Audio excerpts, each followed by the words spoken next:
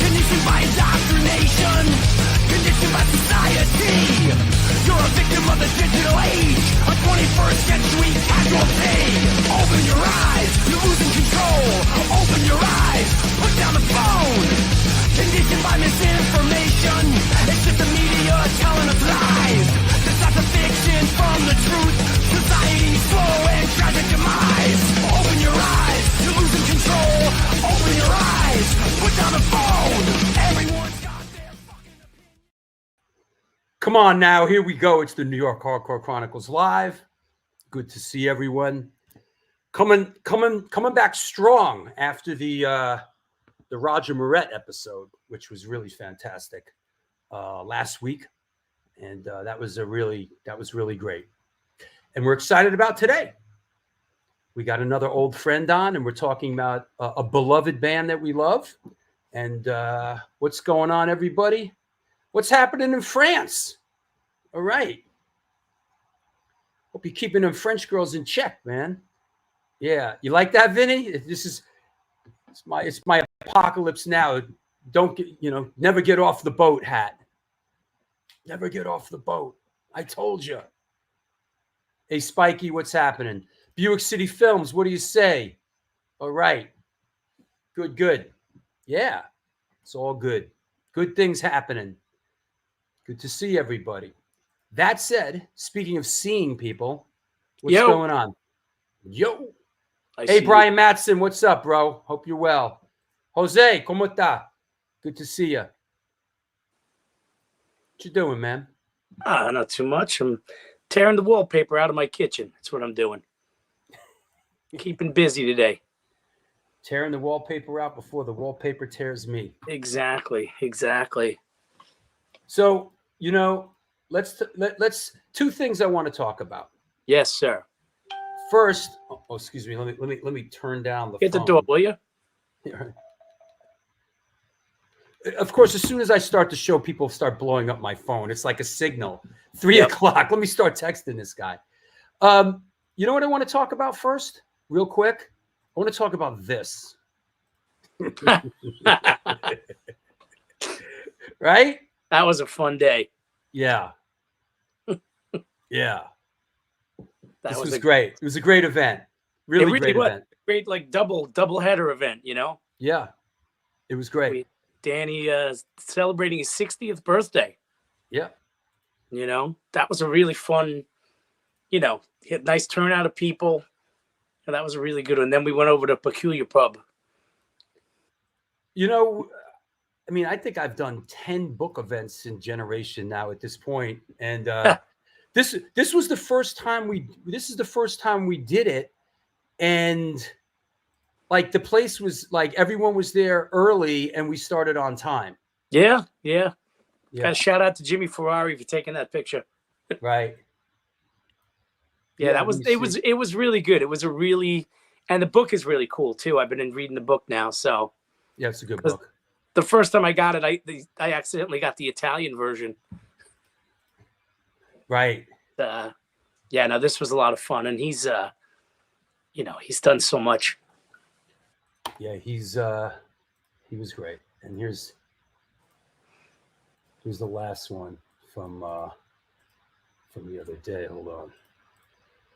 Yeah, it was great. Fun event.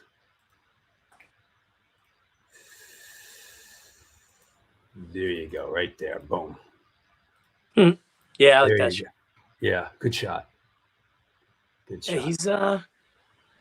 Yeah, he's it was a lot of fun. He had some friends with him from out of the country. It was a really cool. It was a cool night. Is that right? Is that right, Count? You accidentally bought the Spanish version, and I got the Italian version. Sheesh. This guy's big everywhere. You guys better learn. You guys got some new languages to learn. So yesterday I went to this yesterday. Does anybody know what this is? Anybody? Anyone know what this is? I know what that is. Let's see. But that's what I was doing this yesterday. And see if anybody knows what this is. And at this thing, you see a couple people. Here's an interesting character that is gonna actually turn up in our conversation with our guest today, because he happens to be in his Bobby Steele and the Undead. Nice. Yeah, That's cool. Bobby and Diana Steele. Yep. Yes, Chiller. I was at the Chiller. No, not Rob Zombie's basement. Although I have been in Rob Zombie's basement. Close. Movie props and poster convention. Close. It is the Chiller Theater convention. The Halloween edition of Chiller Theater, where you go and you see a lot of washed up actors and actresses. And you even see some of your pals like Alan Robert. Nice. From Life of Agony. Me and Astoria Lou were doing the rounds yesterday, you know? Oh, that's cool. Yeah. So Rob Zombie's basement. I've been in Rob Zombie's basement, actually. Funny. So Alago didn't go to the Chiller? Alago didn't go because what's his name canceled? Mickey Rourke canceled. Mickey Rourke canceled, and Alago was going, Mickey Rourke canceled. I'm not going. Actually, Mickey Rourke and Eric Roberts canceled, and Alago was like, not. Mickey Rourke's not going to be there. I'm not going. Oh, that's funny. So that was that. Mucky Chris, I think, was in and out. His people were there. They had he was selling his stuff, so that was happening. You know. So I got to ask you off the hardcore topic. I know you lost Phil Lesh this week. Phil Lesh passed away. I know that's big in your world. That's huge. Phil Lesh was big in my world. Yeah, I mean, I can't even begin to get into the Phil Lesh thing, but yeah, he was big in my world, and he was an incredible bass player. He was, kind of a trained classical musician who played trumpet, and when the Grateful Dead needed a bass player, Garcia said, "We need a bass player. It's going to be you. Learn the instrument." So he entered the band not, he's never picked up a bass before, and that's part of the reason he was so unique, was that he sort of didn't come from a blues background, so he kind of approached it, very orchestrally. Yeah, I mean, he was great. It fits their whole experimental nature, really. Well, he's the guy that could run with Garcia. Absolutely. He was the guy that could run with Garcia on all that far out stuff, for sure. Wow. For sure. He taught me a lot about musical possibilities, which musical possibilities really translate in a lot of ways to like emotional and spiritual possibilities. Sure. I learned a lot from his playing. I really did. Anyway, but that's a whole nother show. Right, absolutely. Right. All right. Well, thanks, man. Let's get our guest on, man. Let's do it. And thank you. I'll talk to you soon. Well, there you have it. This is the New York Hardcore Chronicles Live, and we're sponsored by the Texas Silver Rush, DTFM Vinyl Distro, Generation Records, Mad Vintage, and 126 Hardcore Clothing. They're a streetwear brand for restless individuals who don't compromise. They're about being spontaneous, positive, and true to yourself. For years, they experimented with several printing methods and materials and collaborated with a large number of designers and illustrators, always giving room for fresh perspectives while retaining the hardcore attitude. Get in touch with them. Ramp up your game at www.126clothing.com. That said, let's bring on our guest. Let's make sure everybody's okay in the chat room. Oh, that's right. Dude from the Warriors passed. David Harris, Cochise from the Warriors passed. Wow. They're dropping like Glen fries, you know? Sorry to hear that. That said, let's clear the deck. And away we go. Today's guest is an artist, photographer, author, and producer who grew up on both coasts. He is known for his activities within rebellious skateboarding and music culture, photographing artists Fugazi, Black Flag, Dead Kennedys, Circle Jerks, Minor Threat, Misfits, Ice-T, Beastie Boys, Run DMC, Public Enemy, and many, many more. His photography has been published close to a dozen of his books, as well as other publications, including record covers, and has been exhibited in art galleries and museums, including the Metropolitan Museum of Art in New York City. Here today to officially announce the release of his new book, Fearless Vampire Killers, The Bad Brains Photographs, please welcome back our friend, Glen E. Friedman. Hey, man. How are you doing? I'm good. How are you? All right. Thanks for having me on. Yeah. There you go. I just voted earlier today. There you go. Vote out fascism, you motherfuckers. Don't just sit there and not do anything. How's that? Don't sit there and not do anything. Don't let nothing happen. I don't care how much you fucking hate everyone else. Don't let a fascist piece of shit do anything. Get this motherfucker out.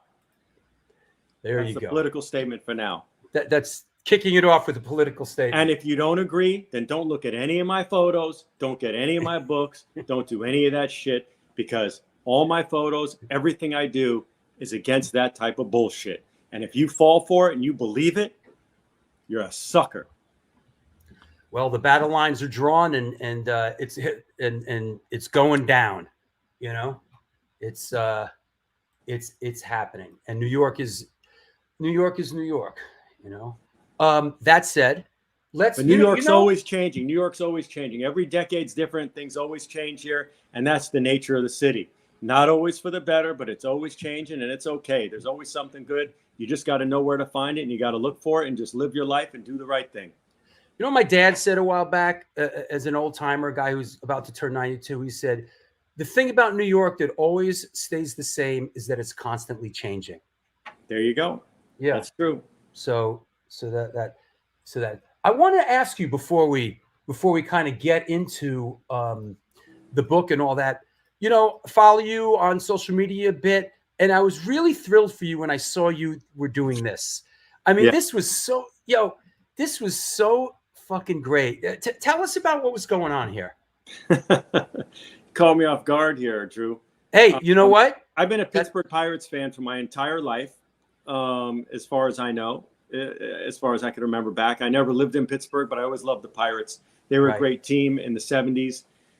They beat the Yankees in the 1960 World Series, just like the Dodgers will probably do. Maybe not in the same fashion. We'll see what happens.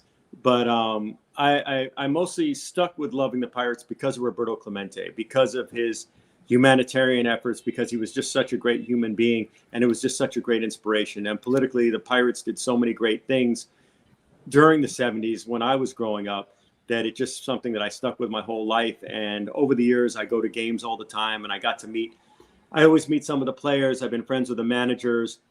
When I was, 10 years old, I met Doc Ellis out at Shea Stadium. Sure. And he took me into the clubhouse right before the game.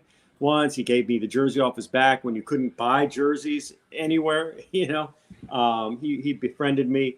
And I worked on that movie, No Noah documentary, after Doc passed. It's a great documentary on Doc Ellis. If anyone saw the Dogtown movie that I worked on, It's not the same people. It's not the same thing at all. But I had the same role in both movies. I was a creative consultant, and I was really proud to have worked on that.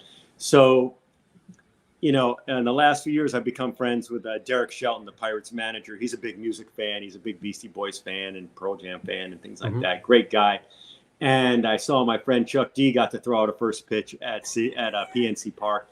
And so I hit him up and I asked him if I could do it. Wow. If he could hook me up to do that. I said, that'd be a dream of a lifetime for me. And he said, yeah, sure. Next time I'm in New York when we're at Citi Field, let's talk it over. Let's see if we could make it happen. He said he should be able to. And I said, well, here's the extra part. I want to do it during Roberto Clemente weekend And he's like, okay, Glenn, that's going to be a tough ask. But we made it happen. It was all good. And, Wow. you know, Clemente's an inspiration before there was such a thing as hardcore, before Sure. punk rock, you know, he, you know, and it really was one of those guiding forces, you know, one of those great people that, you know, as a young, you know, baseball player, and I still play softball to this day. I played last night, in fact, over in the West Village. You know, it's inspiration, just like MLK is, or Malcolm X, or whoever else you want to talk about, you know, whatever heroes you might have. And sadly, Clemente respect. Clemente passed away, you know, as he was flying to give aid in South America. His plane Well, crashed. it was a mercy mission. Yeah. On Nicaragua, and no one else would leave. You know, no one else would fly to Nicaragua because the earthquake was so bad.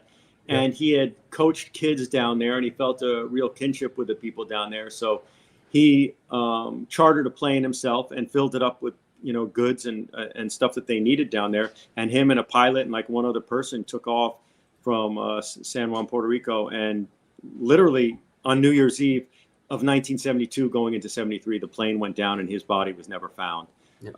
You know, it was a true mercy mission, and it was a very sad day for all of us who looked up to Clemente. and just as he hit 3,000 hits, right? That he had the last game of the season in Yeah. 1972 was against the New York Mets. Yep. And he got his 3,000th hit, a double, and that was the last hit he was ever to get, and no one knew that was going to happen. It's a pretty storied life, you know.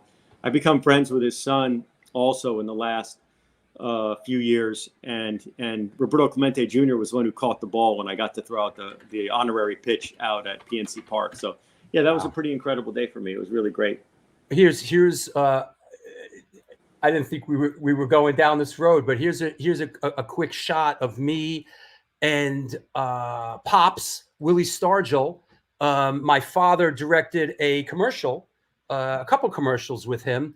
And I as a teen and as a young man in my 20s, when I was a boom man and working on film sets, I got to work with Willie Stargell a couple of times. I never knew you had that much hair, Drew. Ever? Yeah, you know, I did. Did you ever see your hardcore legend trading card? You don't have to bring it up. I don't like it. Okay. I don't care for that. It's cool. It's an honor to have that thing. Did you I don't see know. you- No, I don't know where people find those pictures. I mean, people find pictures in various places, but I don't know, you know, how they decide to do those things. Yeah. Is this one any better? Is this one any better? There you go. That looks good. Is that better than the other one? Yeah, it is. That's great. Okay. Great. I like that. Good.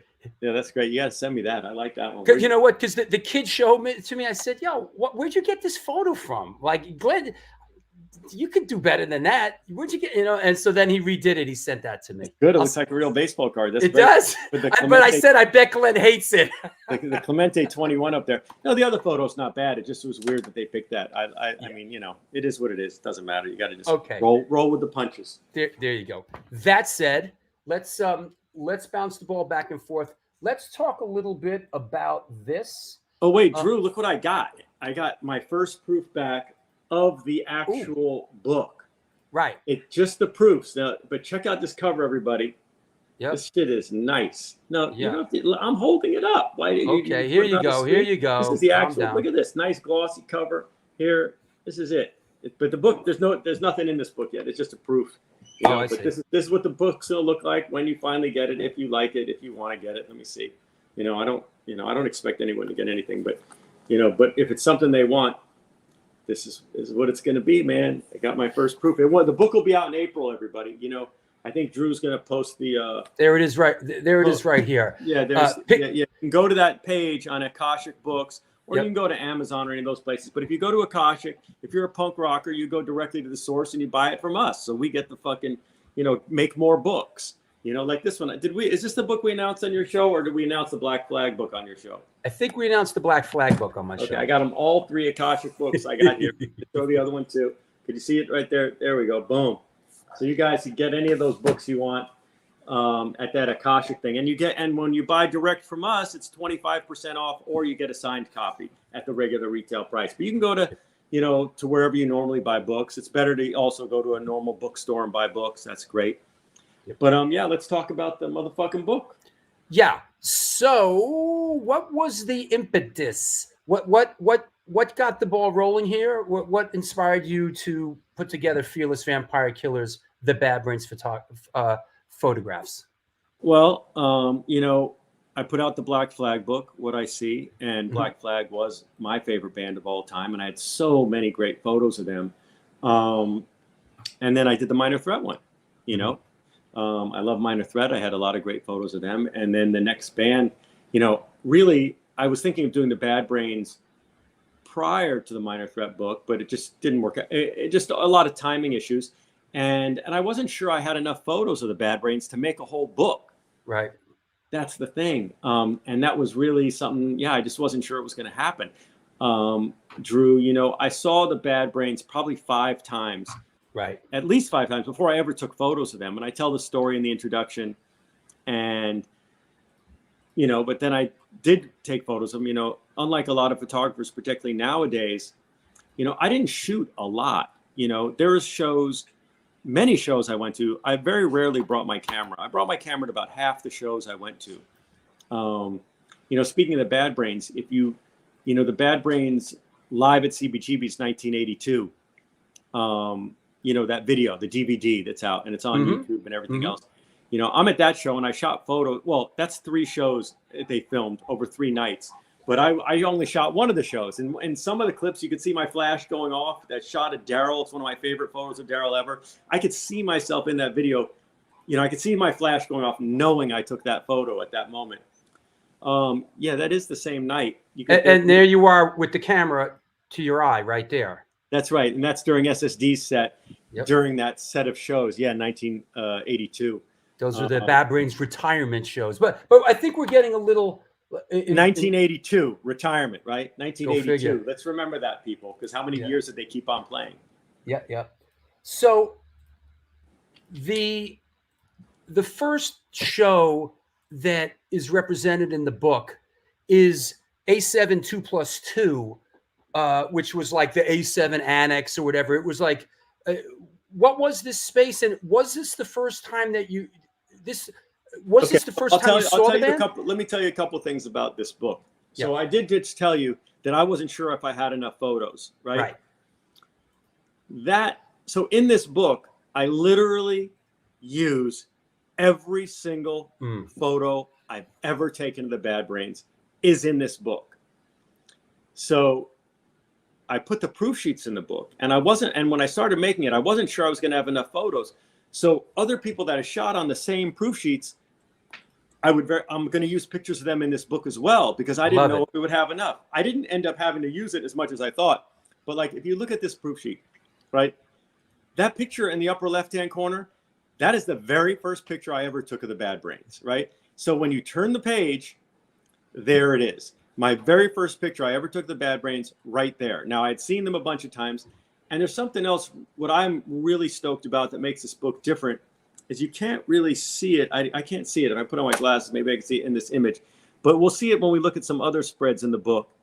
And I put the number of the frame, just like it is in the proof sheet, on the photo. So as you're turning the pages, you could see what photo it is. Everything is, almost everyone, it's not absolutely perfect, because sometimes the layout just lended itself to moving a photo around. But 90% of the time, you have every photo as it was taken, you know, in order of when it actually happened, is printed in this book. And the frame number is printed on every photo in the book. There's maybe 1 or 2 photos, I think really only one, that doesn't have a frame number on it. That's because it was at the end of the stretched roll of film that had no frame number. Oh, yeah, I see it on the bottom right there, 3A, yeah. That's right. So that's shot 3A.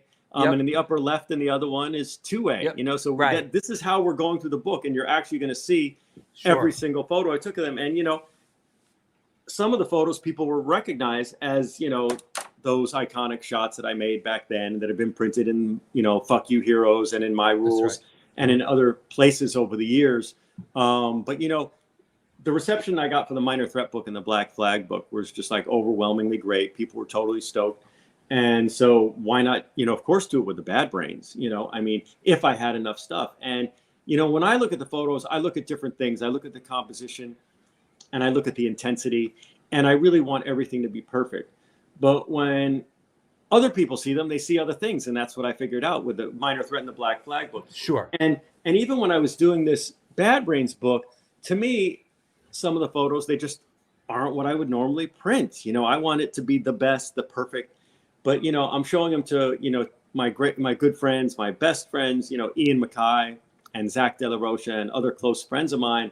And these guys are like, Glenn, you got to put these out. There's no two ways about it. You got to fucking do this. And I'm like, are you sure? Because like, I don't like seeing all these pictures that aren't perfect, blah, blah, blah, you know? Yeah. And Zach in particular just beating me over the head every time I show him some stuff, you know, we're, you know, emailing back and forth or texting. And he's just like, he's losing his mind over it because obviously he's a huge Bad Brains fan. And in the end, he ended up writing the afterword for this book, much like he did for the Minor Threat book. But, you know, obviously anyone who knows, you know, Zach and Rage and his other bands, that he was tremendously influenced by HR and the Bad Brains. And his essay is strong. It's great. It's great. Oh, you got to read it? Yeah. It's heavy duty. Yeah, it's great. It's heavy duty. Drew got an advanced copy. He got an advanced PDF of this book. This guy's a VIP. You guys watching the show should know that.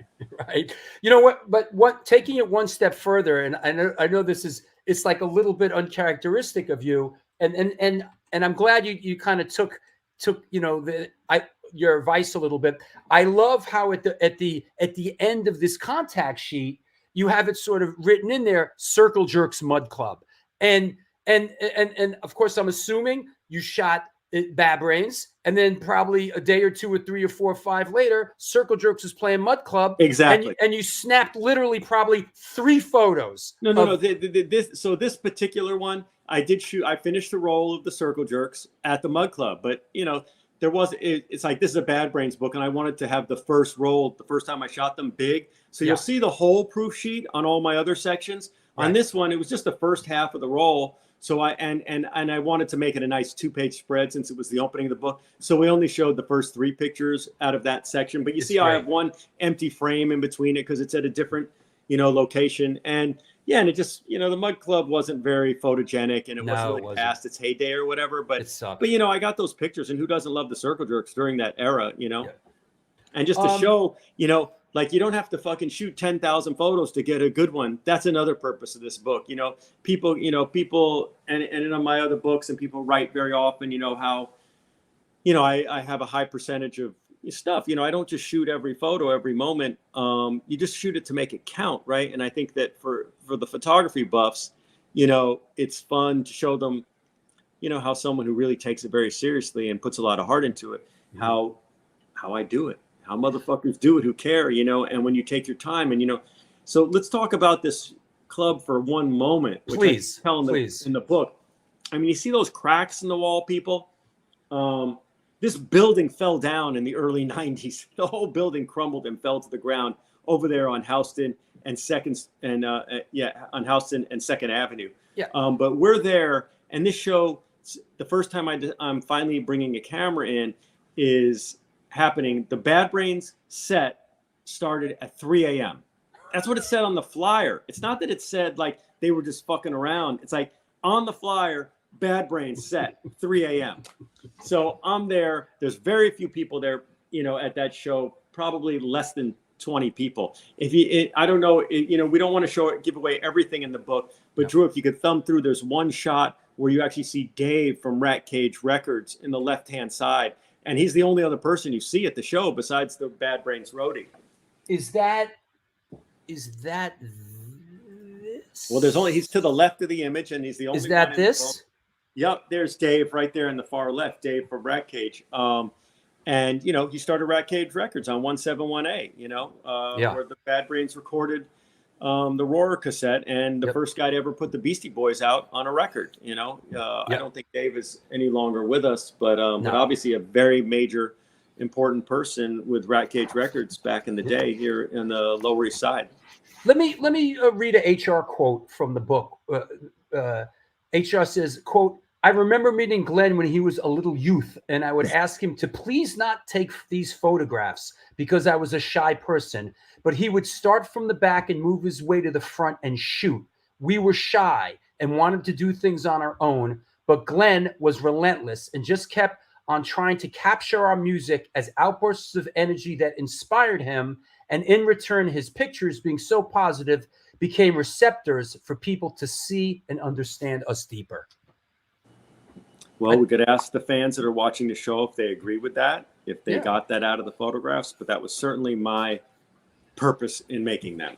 You know, back then, were they tough to shoot? Was the band tough to shoot early on? Let me just say, back then there was you didn't get paid for shooting these photos. You know, you did them because you wanted to. I did them because I wanted to inspire other people. Even if you got shots in a fanzine, you didn't get paid. Rolling Stone, who might have paid you $50 or something, that would have, you know, they're not running photos of these bands. It's like you're doing it because you want to do it, because you love the band, because you want other people to know about this. There's not an internet. There's no other way to find about these bands unless there's pictures being passed around and told. And I had access to Skateboarder magazine, so and Action Now and later Thrasher, and so I would try and get these pictures, you know, put into other places to eventually spread this inspiration of you know, such an incredible, great band, right?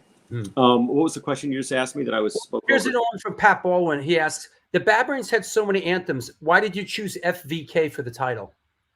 But you asked me another question first. Can we answer your question before we ask? You asked me something else. Oh, about shooting the Bad Brains. You were saying. Thank you. What did you say? What was it?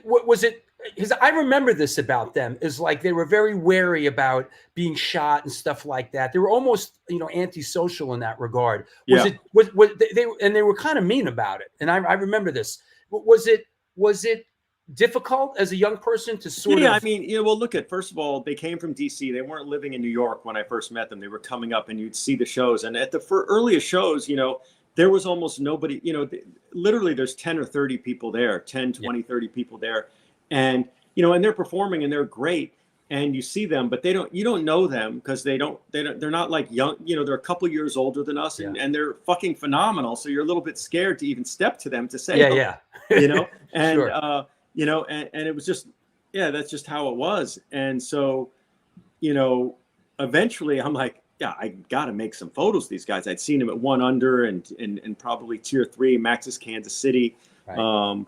You know, I'm trying to think where else, but like, I mean, really small shows, you know. But what's the other one? Botany Rocks? Yeah, the Botany Talk Lounge, you know, over there. If you live in Manhattan, you know, they still sell plants over there, but there was a place that was like a bar at night where they sold flowers and plants in the daytime.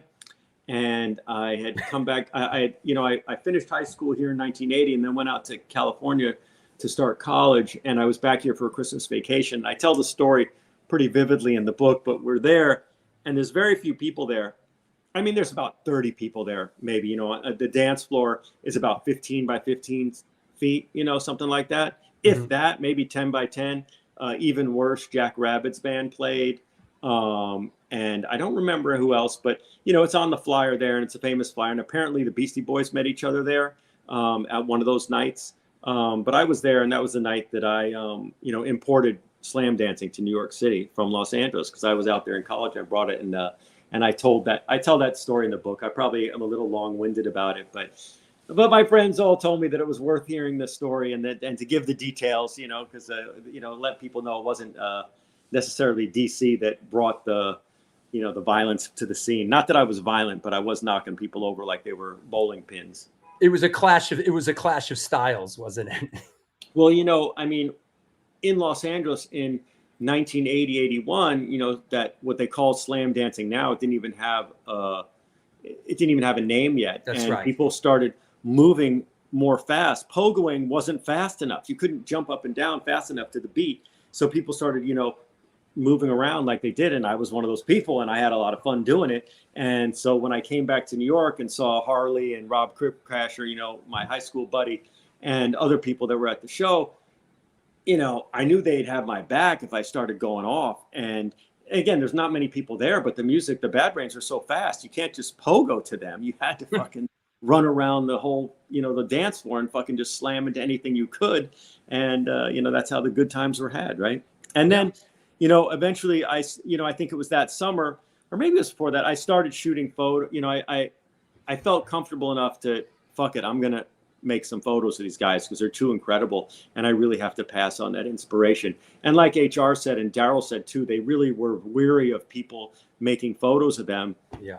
But luckily in the end, they appreciated what I did. And, you know, we became friends over the years. And and these photos, you know, again, I'd love to see people chime in if they recognize any of the shots or they know from my books how they made them feel over the years, because the reason the thing is to inspire other people, you know, and that's the whole purpose of doing this. And you don't just do it by documenting or, you know, capturing. I hate it when people say that, great capture. Shut the fuck up. Okay. It's not just a capture. It's a composition, and, you know, we're really making something beautiful so people can appreciate it, even if they don't know what the fuck is going on. You know, that was my goal.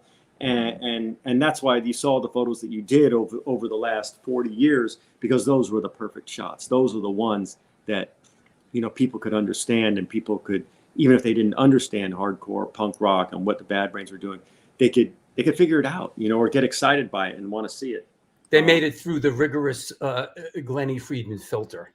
Yeah. Now this book shows them all, and I love it, man. I think it's great, and that brings us to the second sort of the second batch, which was A7, which was the infamous A7 on Avenue Way and 7th Street, right before Christmas '81. Could you give us any perspective on sort of the A7 or this shoot?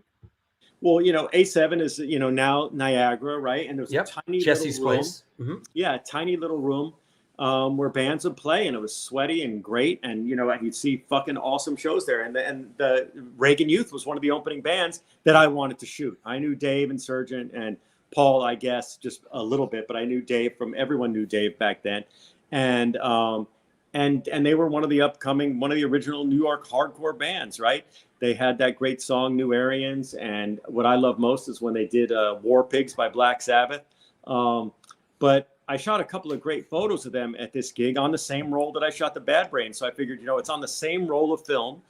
And I think most people who watch your show might understand what a roll of film is relative to people who only know digital photography. Absolutely. But it's absolutely. I thought, you know, again, I wasn't sure I was going to have enough photos to make a whole book. Once I started doing it, I saw that I did. This book is just as thick as the Minor Threat book. You know, not as big as the Black Flag book, who I shot, you know, for several years, and I was living with them practically. You know, I shot them so often, but it's a good thick book, and you know, and fuck it, it was on the same roll of film. Why not show, you know, Reagan Youth? Because there's great shots of Reagan Youth on that same roll of film.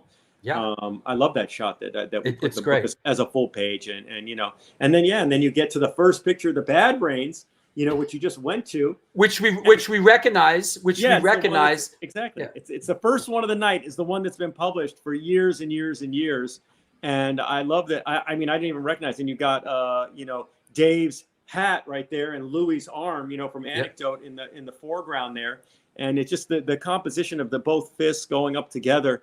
And Dave's, you know, leather, you know, hat there in front, and you know, and you see the roadie, and you know, what was his name? I remember him. In these pictures, you see Alvin, I think. Alvin, you got it, Alvin. In these pictures, you know, I didn't get high, so I remember a lot. You know, yeah, but yeah, and in photos in this show, you'll see Jimmy G, they call him now.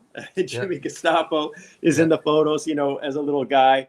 Corey Rusk is even in some of the photos. And, you know, who was in the Necros and started Touch and Go Records, you know, just right there. And what was Little Steven from the Cavity Creeps? He's in the background there of some photos.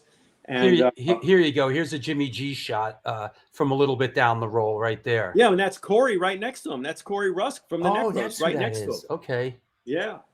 Yeah. Pretty amazing. Pretty amazing. Yeah, you know, when I see these photos, I feel the energy. Look at how small that fucking room is, man. I mean, anyone who hasn't been in there, and the fucking Bad Brains are destroying it. It's like there's a stage that's like 4 inches wide, you know, 2 inches off the ground. And when you look at the pictures of Earl and Daryl, and you have to see how close I am, it's just like, you know, by the way, the rooms are pretty fucking dark. The flash lights up the whole image, right? Yeah. So it's like, you can't imagine how difficult it is. I mean, with a strobe, you do get a better depth of field, if I'm not getting too nerdy on photography, but you still got to fucking focus.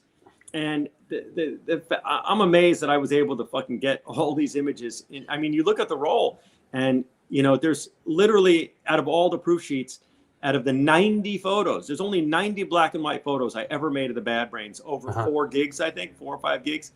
And of them, maybe 3 didn't make it in the book. Wow. You know, maybe 4, but you'll see it on the proof sheet. It's either like the flash didn't go off, or it is out of focus and like really badly out of focus, and we didn't use it. But I think people be really fucking stoked, you know. Yeah, it's good, you know. It's all good. You mentioned some of your technique, but what gear were you using? Was it the Pentax? What camera? I've always used the most simple, inexpensive, you know, but quality stuff. You know, back then I was probably using, you know, what the equivalent to the K1000 that people, you know, that they sold for 30 years. It was probably the Pentax KM or the Pentax MX. Those are the 2 bodies that I had. Right. And at gigs, I shot with a 28 millimeter lens most often, you know, because I thought the fisheye distorted too much. I used the fisheye like with Black Flag and Suicidal a little bit because it's like I shot them so much and I was love those shots. But I, you know, the thing is too is when people use a fisheye, you really have to, you know, to not make it look like corny. There's a lot of stuff that you really have to take certain things into account. And you know, again, I don't like it to look like a caricature. There's a very special way to use a fisheye properly, and most people don't know how to do it, unfortunately. And I don't like seeing it done. It cheapens the wonderful piece of glass that it is. But yeah, my shots were with a semi-wide angle 28 millimeter lens. And and you know, you all see the results. We got some good shit. I'm just looking for the sort of the fisheye, a classic Glen Friedman. You don't have to do that. Yes, I do. Please. How about this would be a fair instance, right? Oh, a music shot. Yeah. So it's like, you're not really paying attention to that. It's a super wide angle. Because see, the thing that you started using the fisheye lens because for skateboarding and for surfing, because you wanted to be close to the intensity, close to the action, but also see the environment, right? So with this Beastie Boys shot, you're not paying too much attention to it being a fisheye. You just see the arch in Washington Square. You see the Christmas tree. So you know we did it before Christmas in New York City, before the album came out and got big, or around that time when it just came out. And that's what you notice. You don't notice, you know, that it's a fisheye. You notice that you see a lot of the information, the environment that these guys are in. Yeah, absolutely. And is this somewhat, and this will be, I promise you, this will be the last example, but is this another example? Yeah, that's the fisheye. Yep. My Suicidal Tendencies album cover. You know, we didn't want back then. No one would put the band on the front cover because you just didn't want to. But I figured, I'm managing this band. I'm producing this record. I got to have my photo on the cover. But we hung them upside down. Yeah, that's a really good scan of that image that was on the cover of the Suicidal record. It's pretty funny too when you look at it. Before they were dressing with the bandanas and the Pendletons all buttoned down. This was early. You know, we talked about that change a couple of weeks after we did this, but yeah, Mike's dressed with suspenders. Like a Zildjian symbol shirt, it looks like. Oh, that's on Amory. That's on Amory. Yeah. Oh, AWOL. Oh yeah, right. Yeah. Well, I would ask, what's the fire in the background? Where's that coming from? What is that? We just fucking started a fire behind them and fucking set it up to make it look. The funny, you know, and it's pretty funny because at one time the flames got so high, Luigi almost caught on fire. He was scared to death. Wow. Because they're literally tied up there by ropes. You know, we had their roadies help us, and it was no joke. I mean, those guys' faces are red. This is a fucking painful photo session, I got to tell you. Oh, wow. Yeah, that's real. They're not fucking hanging by their knees, and they're hanging by ropes. It was pretty intense. You know, we did a lot for our art back then. Yeah. A liter of extra blood flowing into your head. Yeah, basically. That's what was going down. That's what was going down. Back to the task at hand. Hold on. Let me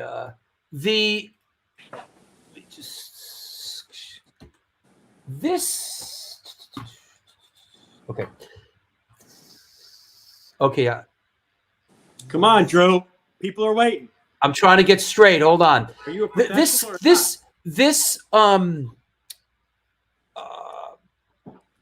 Dude, you're contact sheet. You're giving up all the surprises. Everyone's going to see that they're in the book. Oh, the book is. This contact sheet is so.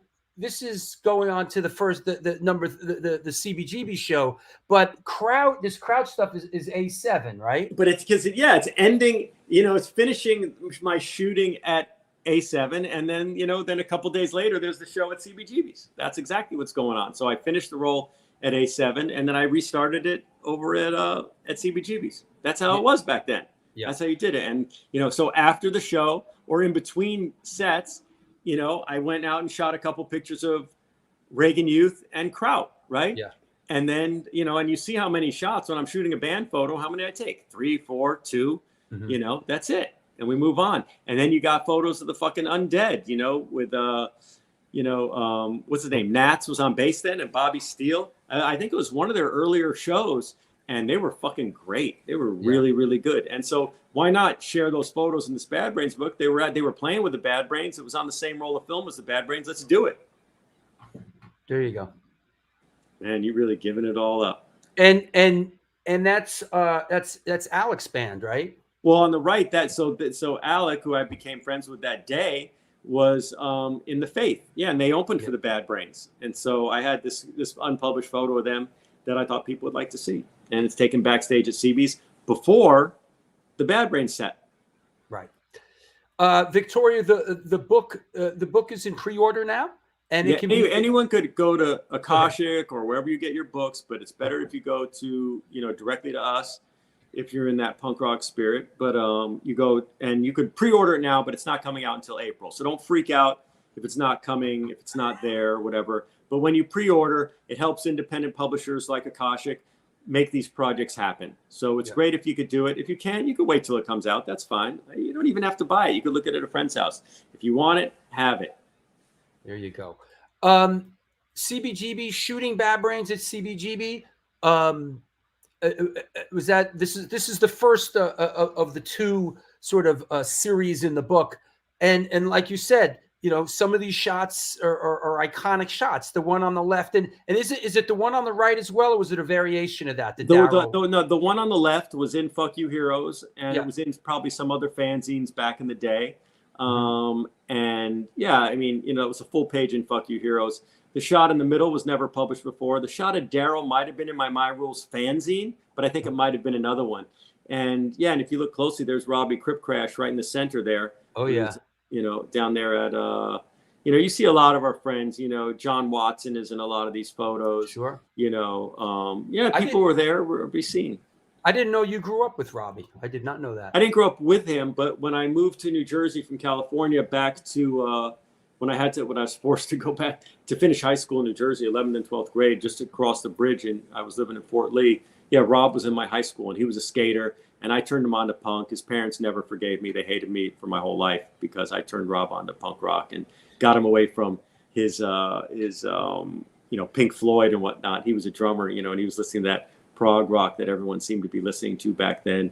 And they definitely hated me for turning him on to punk rock and slam dancing in his attic room, teaching him what it was and showing him Devo and Bad Brains and the Germs and all that stuff back in '79.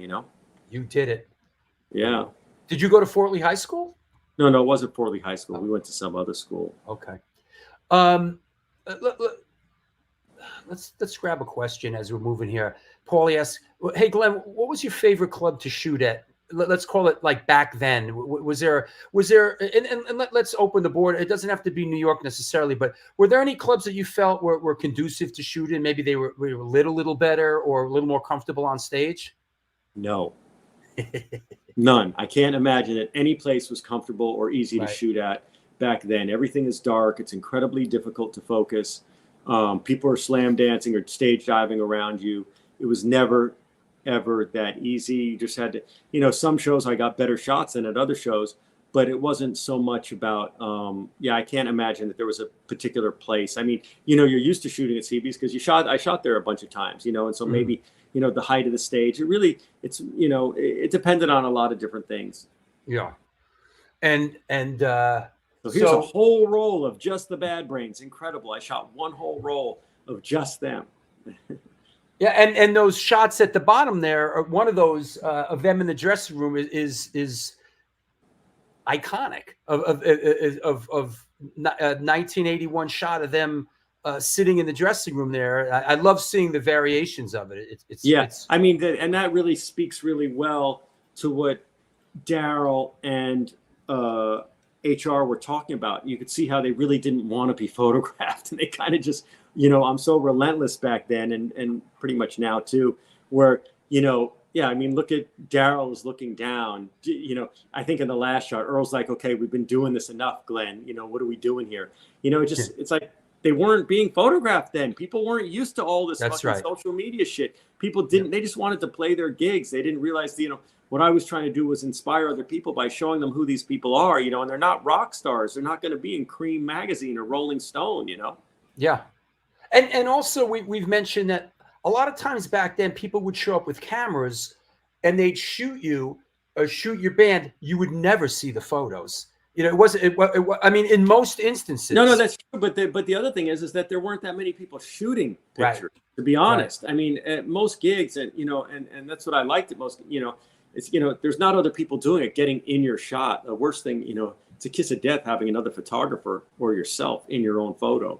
You know, to me, you know, you'd like to show the atmosphere, but you know, I mean, it was unavoidable sometimes. But you know, I know there's a couple of great shots I got of the Bad Brains in this book where you see Phil and Flash in the background, and he's not even shooting because he only came to shoot SSD Control, his brother's band. You know, sure. And a lot of the LA shots, you have, you know, Ed Culver in the background, or always and Allison, in the background of some of my photos, and you know, everyone did their own work and did it their own way, you know, but you know, but they weren't.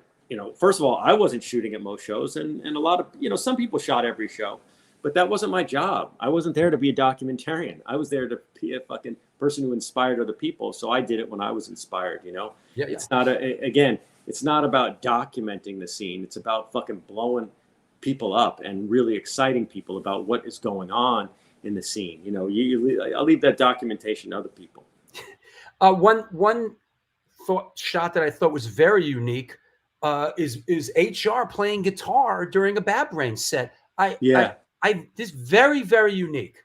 Yeah. I mean, I think that was probably during a reggae number. You know? Yeah. And he's just strumming along there and just having fun doing that.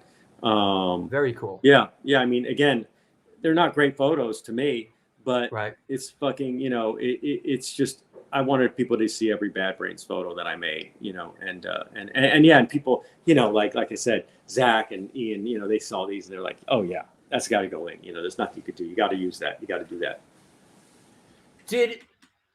Did you lose anything through the shifting sands of time? Did you ever lose a negative strip, or did anything get misplaced? Is this literally what you have, or was there maybe a piece? In the black and white stuff, I believe it's every black and white photo I ever shot. Right. In the book, there is a spot where I lost one of the strips of negatives, and we scanned it right off the proof sheet and put it in the book. Wow. And it came out. They came out, those 5 shots that I don't know where the negatives are. They came out pretty good, even when we scanned them off the proof sheet, and they're in the book. And you know, you don't have to show that now, Drew. We've shown motherfucking every goddamn picture in the book practically. Not really. I mean, it is a 125 or 132 page book, but we've shown a lot of them. But yeah, I mean, there's one strip that got lost, and then I did shoot some color stuff of the Bad Brains, and in Los Angeles, the weekend of the Ukrainian Hall show, and after that they played. You know, the infamous Ukrainian Hall show where that Sean Carey poster was made. That shot on the right had been seen. The other photos had not been seen.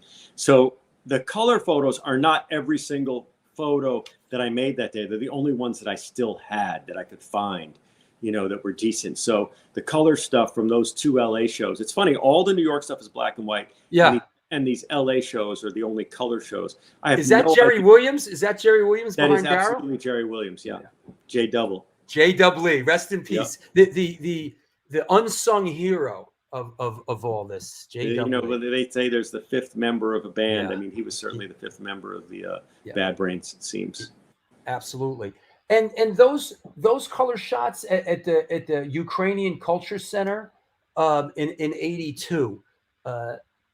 Out, I guess you were back out in LA, and those are the shots that come up. I guess Henry was at the show. Did Black Flag play that show?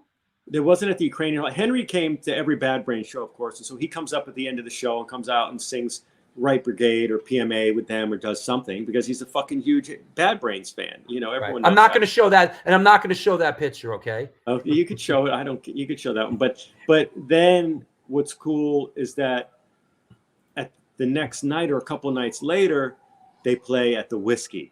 The Bad Brains play at the Whiskey, where the Bad Brains have been banned. I mean, the Black Flag have been banned for a couple years at this point from the Whiskey, and Bad Brains invited them up to do Rise Above. And then, of course, they did Louie Louie afterward. Right. And so these are pictures of Black Flag up on stage with the Bad Brains, if anyone could imagine that. And those two guys backstage. And the crazier thing is you're showing that shot of fucking Greg Ginn on the microphone. Yeah, that's a rare one, huh? And Daryl, and they're singing, obviously, you know, Black Flag used to always end with Louie Louie when they were having a good, fun show. And they all did that. And I'm guessing that's why, because I'm sure Greg was playing guitar during Rise Above. And then during Louie Louie, just passed the guitar off to Mugger or whoever else wanted to play. And those color shots of HR and Henry, those were backstage at the Whiskey? Yeah, those are all backstage at the Whiskey. If you look at Henry's wearing the same fucking shirt, can't you tell? Yeah. And HR is wearing the same shirt. It's a little torn up, so I'm guessing it's after the show, you know, that we took these. Hey, Ryan Bland, what's happening? That said, hey, let me take a sponsor break for a minute, couple minutes, and we'll be back, and we will continue on our journey with Glen E. Friedman. I'll see you in a couple minutes. Okay. All right. There you go. Our guest today is photographer Glen E. Friedman. This is the New York Hardcore Chronicles Live. We're talking about his new book, Fearless Vampire Killers, The Bad Brains Photographs. Let's do some sponsor stuff, and we will be back in a minute. Since 1992, Generation Records has been a mainstay of the New York metropolitan area music scene. Today, they offer a diverse selection of new and used rock, jazz, indie, hip-hop, punk, hardcore, metal, blues, soundtrack, and reggae LPs, as well as t-shirts, posters, and other merchandise. They buy used record collections and music memorabilia and will pay you top dollar for them. House calls made for large collections in the tri-state area. Call or email generationrecords@gmail.com and follow them on Facebook and Instagram.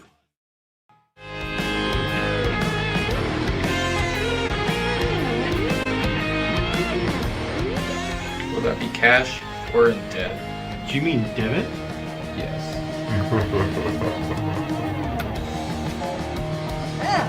Sorry. Another eternally satisfied customer.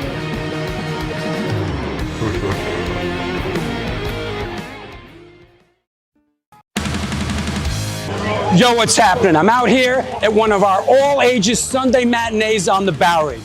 I hope that you are enjoying today's show. I just want to let you know that the New York Hardcore Chronicles Live needs your support. Please step up. There is a Patreon page that has a lot of unique program. Shows are announced there first. Lots of good stuff. There's a PayPal address right there on the screen if you want to make a contribution. There's also a super chat function. You could do that, but the bottom line is this show exists because of your support. We're going to be doing it for a long, long time. Thank you for all your support through the years. Back to the show.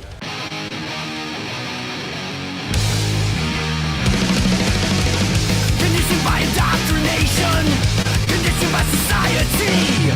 You're a victim of the digital age, a 21st century casualty. Open your eyes, you're losing control. Open your eyes, put down the phone.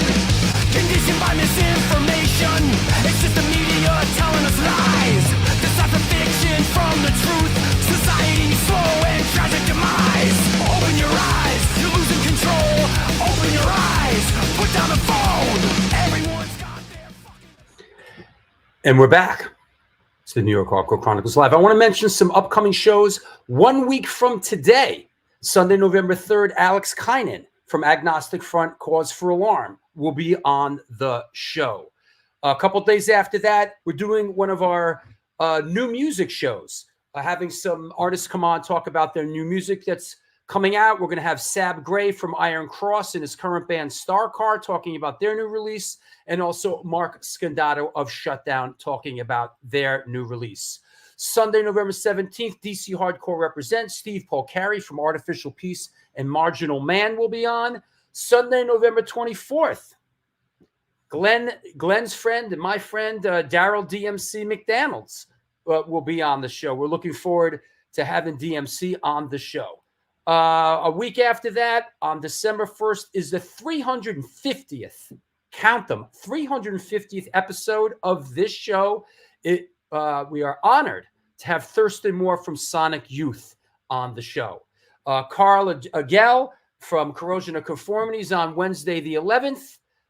Sunday, December 15th, Brian Slagle, the creator of Metal Blade Records, Hail, will be on the show. Renee Mata is Wednesday, December 18th. And West Beach of the Plasmatics will be on Sunday, December 29th. So lots of good stuff coming up. Let's bring our guest, Glen E. Friedman, back on. Hey, man. Hey. Daryl's coming on. You see that? Yeah, that's great. I saw you had your 350th episode with who? Thurston. Yeah. Yeah, I remember Thurston Moore actually ordered the My Rules photozine from me before there was a Sonic Youth. Is that right? Yeah, I found the letter some years ago. That's cool. Cool. Where people used to send $2 in the mail to get a copy of the My Rules photozine. Sure. He was there, man. He was there. He asked him about My Rules photozine when he got that, how that inspired him. Yeah, I will. Moving it along, kind of brings us to the Christmas 1982 Bad Brains retirement shows. I guess. I didn't know. Did it say that on a flyer that it was a retirement show? I don't. Yeah, final call and all that, and I guess I was going to ask you: was there a sense of urgency to shoot them at that point? I don't remember. I don't remember it being a retirement show. I remember that one night the Faith played, or maybe that was the year before, and then SSD Control played. They would always play like 2 or 3 nights during Christmas. Yeah. And they always had great opening bands. Whoever was the best bands in the era, were in the area. They were phenomenal shows. And in fact, those shows were videotaped, right? They taped all 3 nights and made it into one video.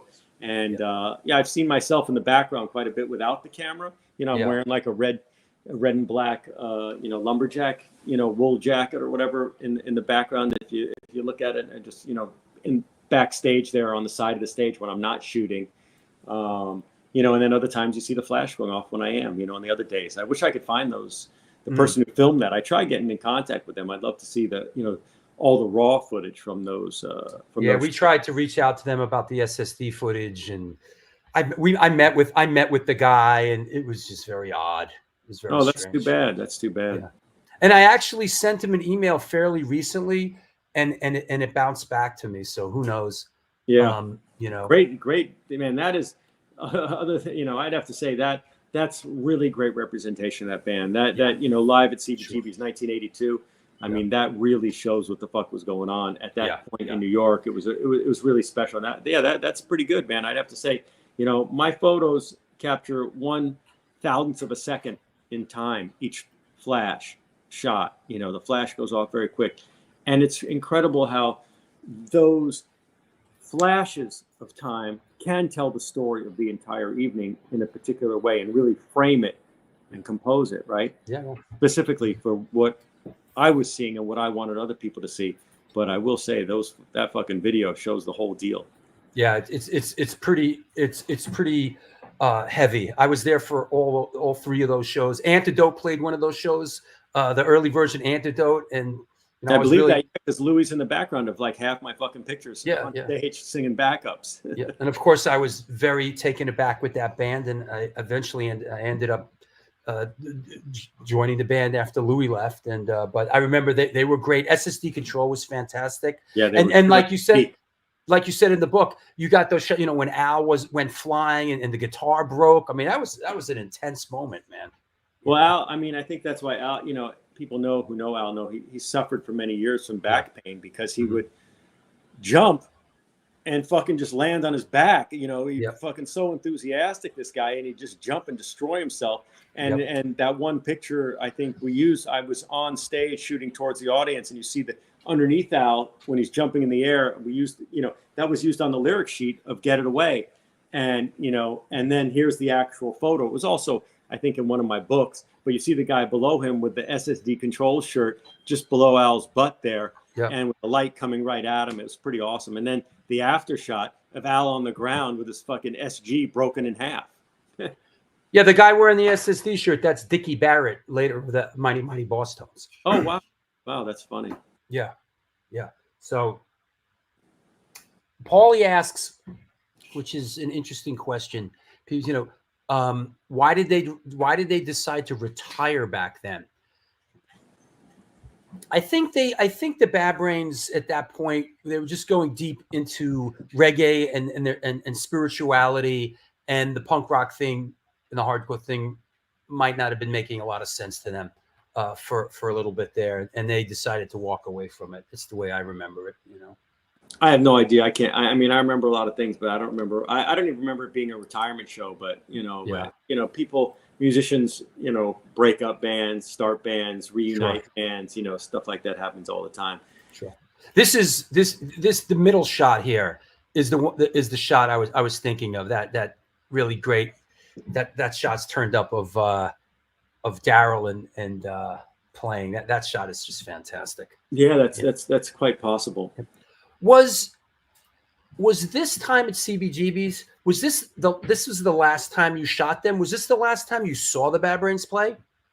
It's not the last time I saw them play, but it's the last time I was inspired to make photographs of them.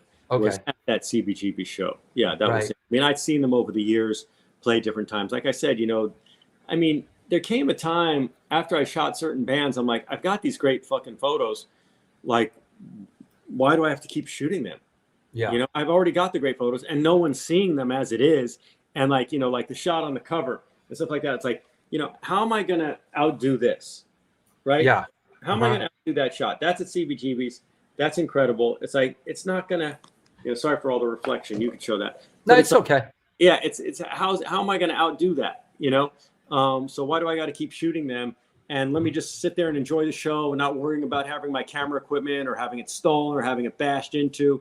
It was sketchy times. Bringing your camera out back then, I used to carry it in a little backpack, and I would just have the one lens and the body and a flash on top, and a couple rolls of film in the bag, and that was it. But who the fuck wants to carry that? I didn't want to be a camera nerd. I'm not that guy. I didn't want to be that guy who just had, was just carrying around a camera all the time around his neck. Yeah, that wasn't me. I did it when it was important and when I felt the responsibility that I needed to do something, right? That I needed to capture, not really capture, I hate using that word, that I needed to compose. I needed to inspire other people. I needed to show people what was going on through my eyes and, beautify these scenes to expose other people to them. Yeah. And let me say that the book is Fearless Vampire Killers, the Bad Brains photographs, scrolling at the bottom there. Pick it up at Akashic Books. And it is in pre-order right now. So was this, and I kind of know the answer, but this must have been a nice moment to have one of your photographs put up right across from the old CBGBs. Could you tell us about this a little bit? Yeah. Well, Shepard Fairey and I have collaborated on a lot of different images and, stuff that inspired him. And we want to, again, always continue the inspiration. They got the idea, Shepard's been doing, murals all around New York City and all around the world. Obviously, Shepard has murals all around the world. Someone approached him to replace his Deborah Harry mural that was there for 5 years with a Bad Brains mural. And I was fine with that. I thought it was great and it was cool. But the problem is this original illustration that they did didn't have not all the photos were from CBGB's. So I told Shepard, if you're going to do this, I'm not getting paid for it. It doesn't do anything. It's just purely to inspire other people. But for that location, I asked him if he could take one of the CB's photos, and so every photo in that collage right there in that mural is taken at CBGB's. I see. And so he updated the old one. They made a poster, and I think they even used it at T-shirts at one time, the Bad Brains, of the original illustration that Shepard did. But for that mural, we used the 4 shots from CBGB's, and so that's how that happened. And then, of course, that'll be up, I think, for 5 years, is what I've been told. And yeah, it was really cool and an honor. And of course, Daryl, as he said in his little, one-page essay that he added to the book, that he was honored by. You know, he loved Shepard, and Shepard has done a lot for the Bad Brains over the years. They've done a lot of collaborating on work and clothing and whatever else. And Daryl was fucking stoked. He came down from Woodstock just to take that photo in front of the mural. He hadn't seen it in person yet, and so he just lost his mind. He was really happy with that. Yeah, and it was great. I hadn't seen Daryl in, you know, at least 10, 15, maybe 20 years. I'd seen Doc at one of those shows over in Tompkins Square, but I hadn't seen Daryl in a long time. And Daryl's really in a good place these days. And we had a great hang that day, and it was fun to be able to take that, you know, make that photo of him there in front of the mural right there on Don't you have a picture of that with a bunch of punk rockers and your friends in front of that mural, don't you, at the beginning of your show? Yeah, stop reading my mind. Here you go. Boom. There you go. This is our back to the new. This is the Bowery Electric. You know, we do these shows, free all ages shows. And when the mural went up, you know, the whole gang marched over there, and we took this photo. We took this photo right in front of it. This is our crew. You know, a lot of kids, a lot of young kids these days coming to our shows at the Bowery Electric. So that's great. That's great. Yeah, that's a good venue. I never shot there, but that's a good venue. Yeah, I know you were going to my son's band to play on one of those shows. But you plan too far in advance for everything. This show, don't your shows you plan too far in advance. I understand you organize, but man, you plan a lot of stuff in advance. It's hard. We can't play. It's too far in advance. The kids, you don't even know if the band's going to be together in a month when it's a kids band, right? Yeah, there you go. What else do I got? Hey, Paul Kostabi, what's up, man? Thanks for stopping by. Larry says we tried to get them to play. We tried. That's okay. Yeah. They just went on tour with rival schools and played 4 dates with them, and that worked out pretty good for them. That was fun, and they didn't have to book it 6 months in advance. But we know Drew means well, and we appreciate him. So it's a different kind of a schedule. There you go. This of course I recognize. This is one of Nick Martin's, right? That's right. That badge is in the book. It's right across from Zach's essay, which is about 4 or 5 pages. And I still have that pin. That was the size of a dime, if you could imagine. And Nick painted that, over some other badge. And I used it as a full page in the book. I just thought it was a nice graphic. And it's pretty much where, the Bad Brains lettering that became known as their lettering kind of came from, I believe from Nick Martin's badges and the way he painted their name on the back of his jacket and did his thing, right? Yeah, and like you mentioned, the other side of this page is where Zach's Zach's words come in for the next couple, and they're great. Reading this, the photos are great, the layout is great, and words for Zach really lays it out. It's fantastic. Yeah. No, I'm really happy with the way the book came out. I mean, it's not done. I just finished the second round of proofs, but it's close to being done. And I'm really stoked. The whole thing came out great. I couldn't be more proud of it. I'm really happy with it. And I think anyone who has any interest in the Bad Brains at all will be stoked to see it, for sure. But that's what I think, Yeah. Well, it's similar to the Minor Threat book is a must-have for the Minor Threat, fans. Right. And the Black Flag book is great. And now this, dare I ask, is there a pattern here? Or dare I ask about, what the future holds? There's not that many bands that I shot that I have that many photographs of. I see. Where I can make a book.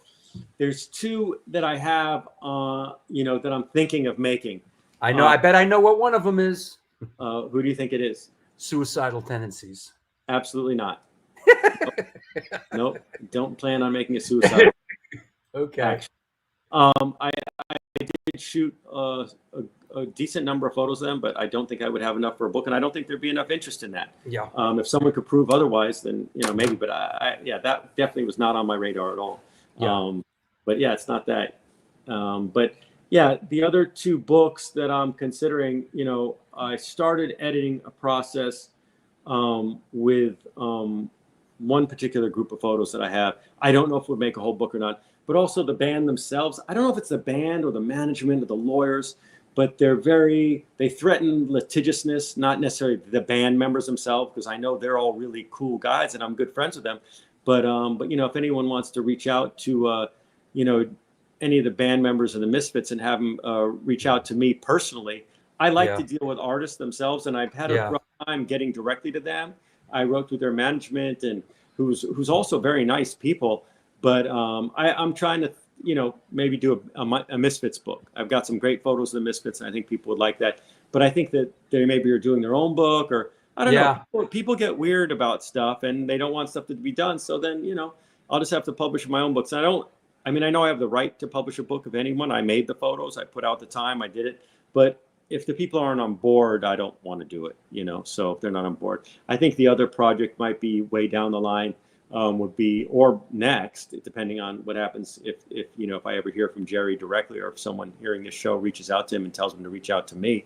I would love to do the Misfits book. I think I've got enough stuff to do one. I'll text Jerry. I'll text Jerry tonight. Yeah. But I like it when, over the years, when I did all my album covers and all the work that I do, I deal with artists. Management does not hire me. Record companies usually don't like me, because I'm very specific and very particular about how I do work.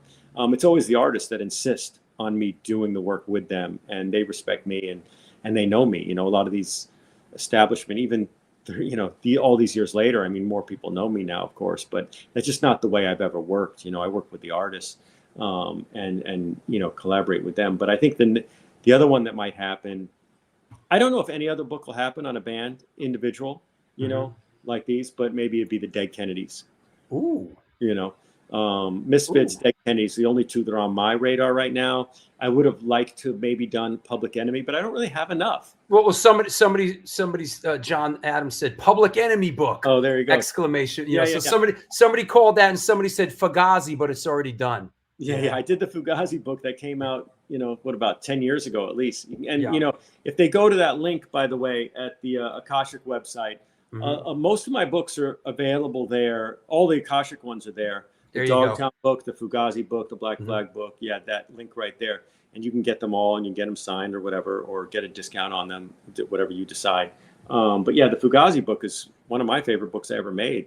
Keep Your Eyes Open is really a very special book, because I probably shot more pictures of Fugazi. I definitely shot more pictures of Fugazi than any other band I ever shot. But they were also very finely edited in that book. I definitely didn't. It's not like the Black Flag book or any of these latest 3 books where I print almost everything for people to see. But also because, Fugazi and I have a very special relationship, but also they were way more photographed, right?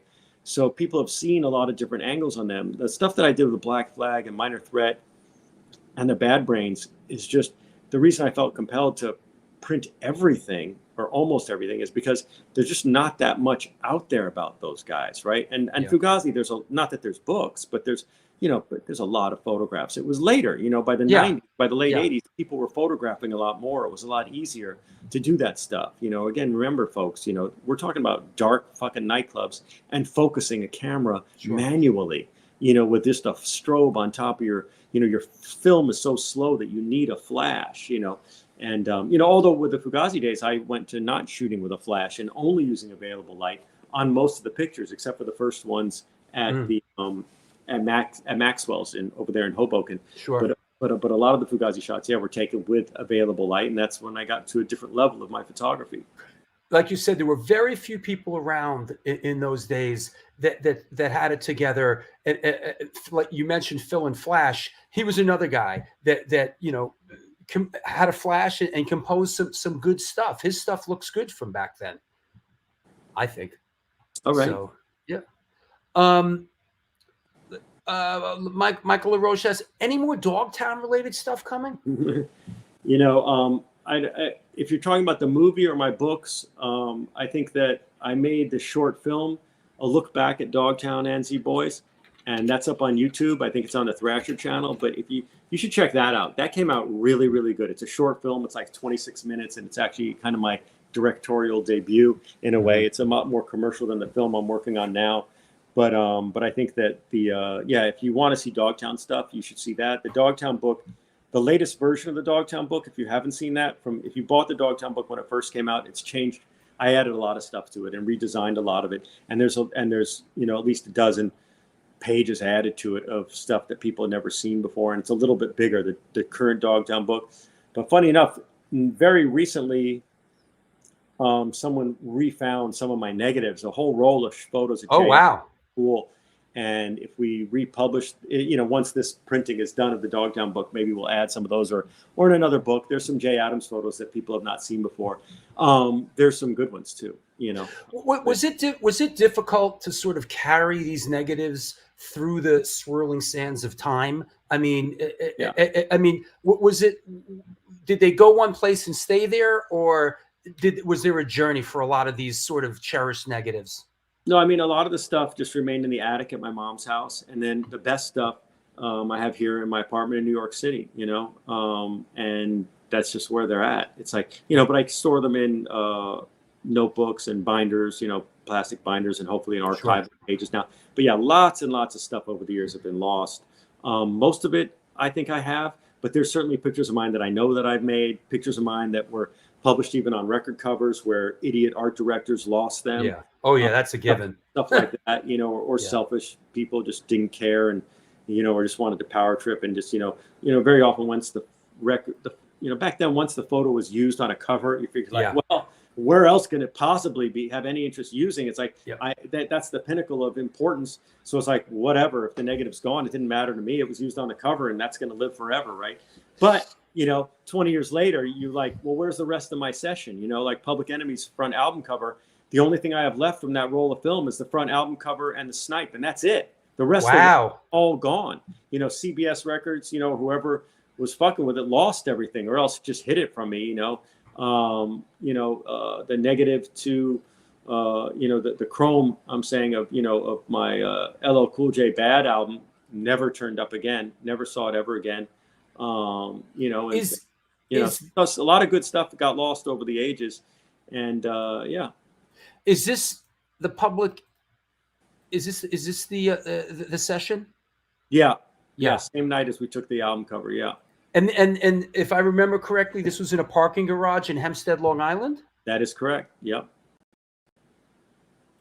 Yeah, it's classic. That was a good job. So the front cover, you know, we took down in the basement of their Spectrum City Studios, remaking a party, you know, and then bum rushing the party. And the back cover was in a McDonald's parking lot, you know, out in the freezing cold, you know, with all the 98 posse. And that's when we went to the garage afterwards to shoot it, because it was cold out there. But the one that negative of the back cover, never found. I never got it. And it's really a shame. And this was just later. This was a bit later on. No, this was actually just at the same time, or not much later on at all. This was before maybe Yo Bum Rush the show had just come out or was about to come out. This is the first time we were shooting kind of publicity photos. And this photo was never published until, you know, until the My Rules book came out. This book is in My Rules. And this thing that you're showing up on the screen is that we made these posters to help raise money to do my shows around the world. And this is one of those posters. Those are still available if they go to waxspace.com, or if they go to my website, you can find out how to get these. You know, they're really high quality poster prints. That, great shot, beautiful shot. That raise funds for my shows. There's a picture of the Bad Brains we made a poster of, Public Enemy, Beastie Boys, Black Flag. The Minor Threat one was sold out. The Beastie Boys one was sold out too. There's Jay Adams and Tony Alva. There's still some of those left. Yeah, if they just go to my website, you could find it somehow. You know, and I see this is Bleecker Street. I'm sort of assuming, being what I know, Def Jam was over on Elizabeth Street. That's correct. Yeah, yeah. This is where it all began, right? It's like this is on Lafayette and Bleecker, and if you're looking at this photo to the right, you know, down at the end of that street is CBGB's, and halfway there you turn right on Elizabeth Street, and there's the original Def Jam Rush. Yep. You know. The infamous Def Jam Rush, where it all went down. It really did. Yeah, it really did all go down there. Yeah, and I know just as a side note for some of our you know, real hardcore fans out there, you know, the Minor Threat Public Enemy mashup. Yeah, before they called the mashups, right? Yeah, you know, Chuck and Flavor were about to do a TV show called The Cutting Edge on MTV, and it was really the only alternative music that was ever put on MTV at the time was on this show, The Cutting Edge. and I wanted them to relate. I wanted the audience to relate to them. So I suggested to Chuck, and I told them they had to put on these shirts, and they did. And That's awesome. years later, Chuck, of course, credited it as, one of those great moments in time where, they trusted me and it paid off. It made, it was good. It was an early crossover and mashup of those cultures that people would later understand, but they didn't quite get it yet. Yeah, absolutely. Any questions? Now would be the time to post them up. Anybody want any perspective? We got them for a couple more minutes. So I like this. Hey, Glenn, kind of a stupid question. What does the E stand for in your name? What is your middle name? My middle name is Ellis. Ellis. That's my middle name. Like Doc Ellis. Exactly. Yeah. That the only stupid question is the one that's not asked, unless you're an idiot. Yeah. Right. No, that's it, Ellis. There you have it. You don't have to take bets on what his middle name is. We got that. Interesting. All right. I'll throw this one. Pat Baldwin says, do you prefer shooting musicians live on stage or live or staged? I think that it's fun to compose an image when you have control of the situation and you tell everyone where to go. But I like the action. I grew up, I cut my teeth in skateboarding photography, and I like to get those intense moments at the peak energy and tell the whole story of a day in one shot. I think the live stuff is much more exciting to shoot. It's fun to shoot people, like hip hop live on stage is not, there are exceptions. Public Enemy and Beastie Boys and Run DMC gave them great live shows, but it wasn't like a punk rock show or a rock show where, people are, have their instruments and, and everything's just going completely insane and you're right in the middle of it. It's a different deal. Do you ever make it to the skate park these days? Is it something that do you have any interest these days? Do you make it over there? I very rarely shoot skateboarding these days, but I do on occasion. Yeah, when I'm inspired to do it, it's like, so many people shoot these days. It's like, I don't really feel it's necessary. It's like, unless I see someone really missing something and I think needs to be done, then I'll go ahead and do it. But yeah, I got friends. I hang out at Pier 62 every once in a while, go see friends over there skate. It's close by. When I'm in LA, you mentioned our friend JJ, Yep. And we, I go by, Venice Skate Park when I'm in LA, or the Cove in Santa Monica. It's always cool to go by a skate park most of the time, or see friends there. And I like seeing good skating. Skating's different now. I'm more about style and aggression than I am about tricks. So what most of the people do these days isn't really exciting to me, but I shot some pictures with a friend's, iPhone or something the other day up at Pier 62, got some cool shit just because it was a session. It was going down. It was heavy. It was fast and it was hard and it was exciting. And, it's fun. I like the action though, to answer the question.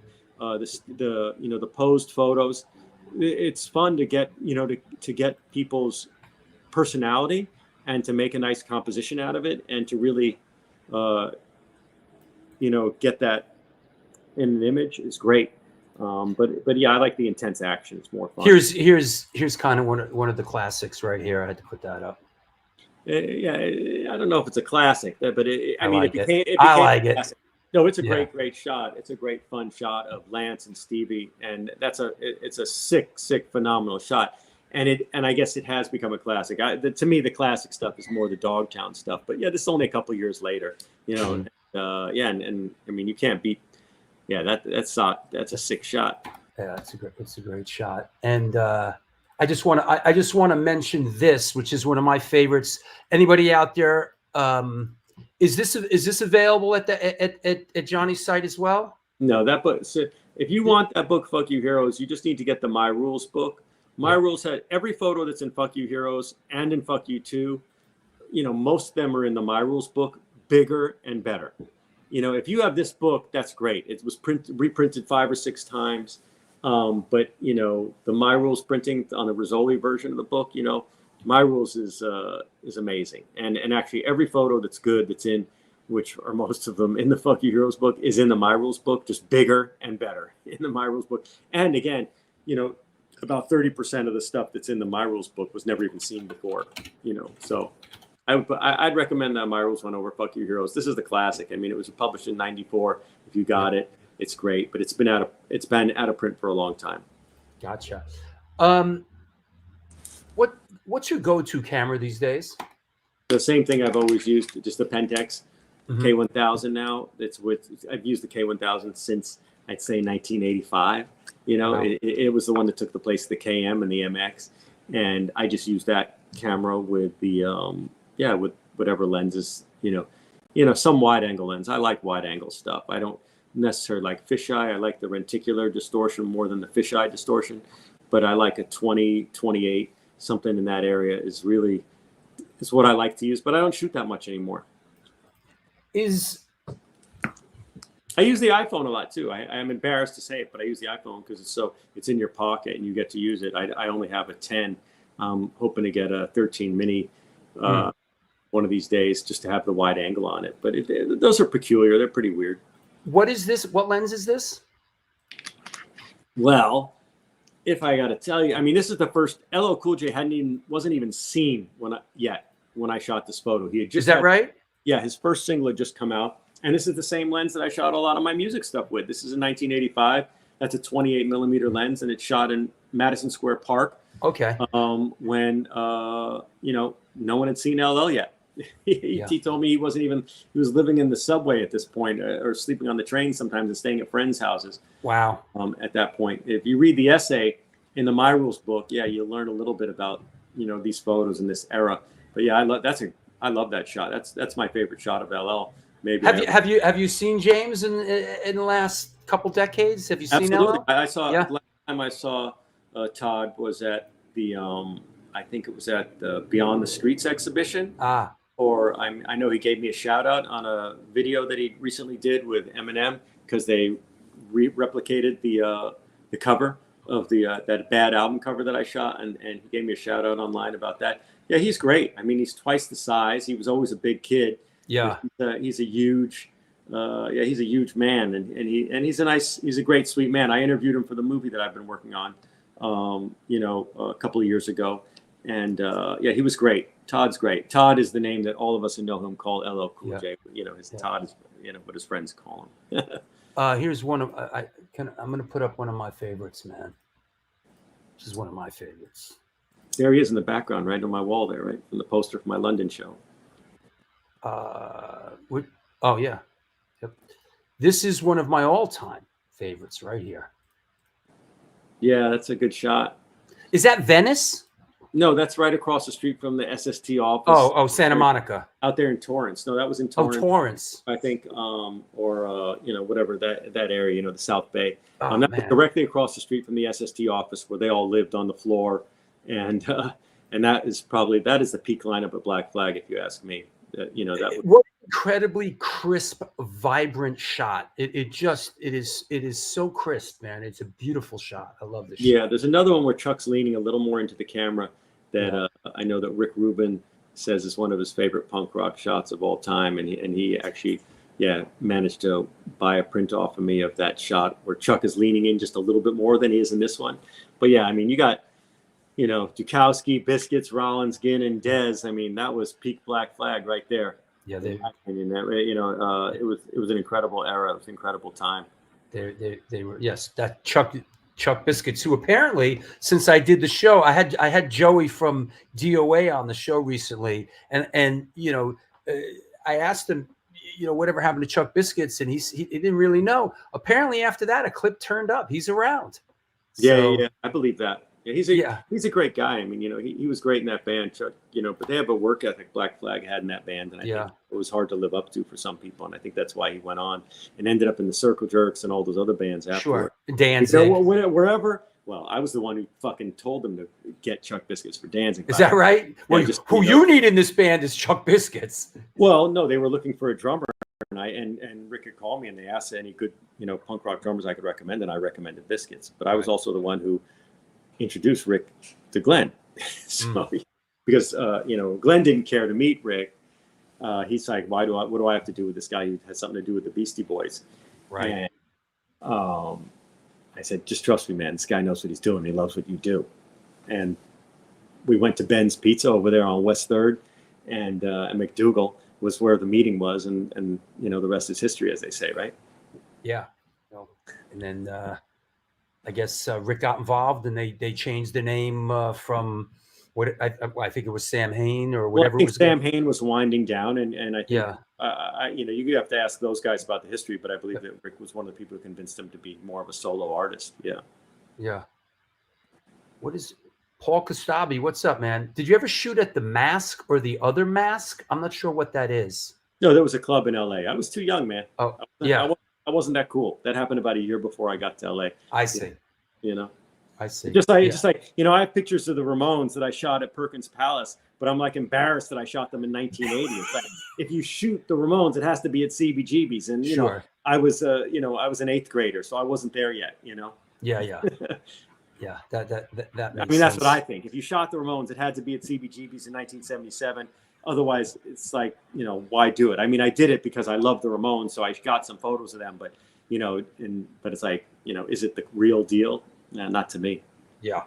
Cult of Misjudgment asks, for you, who are the best photographers of all time for you? Who inspired you? Whose photographs resonate for you? It's a tough question. Mm. Craig Stesic was one of the first people who inspired me photography-wise. I used to look at Sports Illustrated magazine as a kid, and the photography in that was always top-notch. Surfer magazine also. But individual photographers, it's tough to say. Part of the reason I started making photos is because I had my vision, and I wanted to share that with people. I wasn't seeing what I wanted to see, what I saw in everyday situations where I happened to be, whether it was at a show or on the schoolyard or the backyard pool. I was seeing something that I wanted other people to see. So I picked up the camera and started doing it myself. Yeah, right on. Just like musicians, and it's the same type of thing. You're not hearing the music you want to hear. You got to make it yourself. But there are certainly great photographers out there, and I'm not that up on my photography history. Of course, there are greats and there are incredible people out there, but the main influence on me was Stesic in my early skate photography. Just the way he looked at things. I didn't try to emulate his photographs, but just the way he looked at things. And again, like I said, Sports Illustrated and Surfer Magazine, National Geographic, just like really beautiful, incredible images. Sure. That's what you had to do to get people to notice stuff back then. Yeah, that makes a lot of sense. Wait, can I answer this one, please? Hold on, I got it. Did you ever shoot at Cuckoo's Nest? Yes. One of the greatest punk rock photos yes. ever made. It's mine. I'm proud of it. I love that photo. It's Henry's first official gig with Black Flag. I mean, the composition in that photo, the intensity in that photo, that's one of my favorite photos I've ever made. It's great. It's ferocious. And that was at the Cuckoo's Nest. Yes. Yeah. So the answer to that is yes. Did you ever get hurt or have a camera damaged while shooting a show back then? When in the middle of the scrum, so to speak. I've had the flash knocked off the top of the camera by at times. I never had a camera broken. That's good. The worst camera accident I had was skateboarding shots. I got the lens, the front of a lens got hit, the glass didn't get break, but the lens got bent back down at Cherry Hill Skate Park. And then probably about a dozen years ago or 10 years ago, I was borrowing a camera, a digital camera. I just asked someone to throw me their camera. Dan Levy from Juice Magazine, great guy, great magazine, great kid. And I felt so bad because I was using Dan's digital camera with a fisheye on the front, and I was shooting some stuff. And this kid, I forget his name. I knew his dad was a skate on the original Z-Flex team. His name escapes me at the moment. The kid who was riding, Hayden, I think his name was. And we're at Venice Skate Park, and I'm using Dan's camera, and the fucking guy, the board slipped out and just smashed right into my fucking face. It smashed into the lens, and I think it damaged the lens. And then the camera, bloodied my forehead. But that's like, that wasn't even in the heyday. So back in the heyday, I never got hurt that bad by the camera. Right. Maybe bruised when the camera hits you, but my camera equipment, no, I protected that shit. I would just hug it as someone was coming near me, so nothing bad would happen.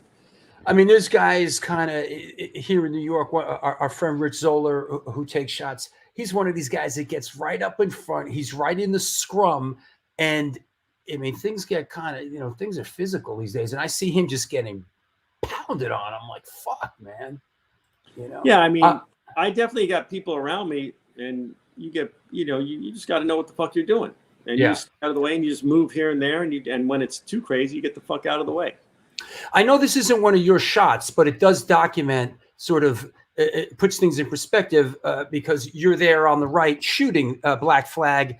I mean, if Dez is singing, this could be 80 or 81, right? It's 80, yeah. It's 1980. It's Black Flag. That was at the Starwood, and that's me, holding the camera in the front, sitting on the stage with my legs folded in. Wow. It's an Ed Culver shot. Thanks a lot to Ed for letting us use that picture. Yeah, that's great. Super nice guy. Ed Culver, nice guy. We had a different perspective on photography, but that guy shot all the time. He would shoot all the time, and he was a workhorse. That guy. Yeah, he was a nice guy. He was definitely a documentarian type, but also an artist too. Yeah, it's cool that some of those photos pop up with me in the background. I'd love to see them. It's fun. Yeah, I want to say that the new book is Fearless Vampire Killers: The Bad Brains Photographers. The Bad Brains Photographs, excuse me. And it is available at Akashic Books, www.akashicbooks.com/author/ that's your author page at the Akashic website. Books. It's a lot easier than going to just Akashic Books. And that way you could see, all my books are on that page, and they're all available, and they can pre-order this one here. Again, the pre-order is nice because it helps the publishers do books like this. Yeah.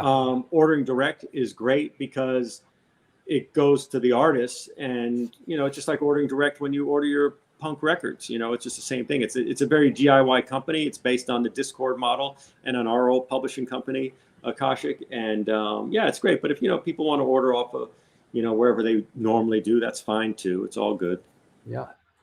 Glen doesn't age. He's part vampire. Now it's just being vegan and caring about people. There you go. And caring about the environment. That's and remember, right. I see people make comments, they think it's punk rock not to vote and all that. Not a fucking thing changed by not doing anything. You got to do something. You vote for people who will cause less harm than the other. And we definitely don't want a fucking fascist. If you think that fucking piece of shit, thief, con man, whatever you want to call him, fucking asshole, is worth anything and doing anything other than for himself, you're wrong. And if you think it's okay and you think it's rebellious to fuck up the system and all that, people will suffer. See this? He's right down at Madison Square Garden right now. Yeah, fuck him. You know what? He's emulating a Nazi fucking get together that happened. It's a Nazi Bund rally. Yeah. Fuck that. Fuck that dude. Fuck that. And if people think, not that every politician sucks. Yeah. So you vote for who will cause the least amount of harm. Okay. I agree with that. The less people will suffer. That's who I'm going for. Are the people my favorite people? No. But I know that under one regime or a party or whatever, less people will suffer. And we will get to a better place one day. Us people who are old, we've seen things. Things are getting better in a lot of ways. They're getting worse in some ways. But, if you work towards a good goal, it will happen.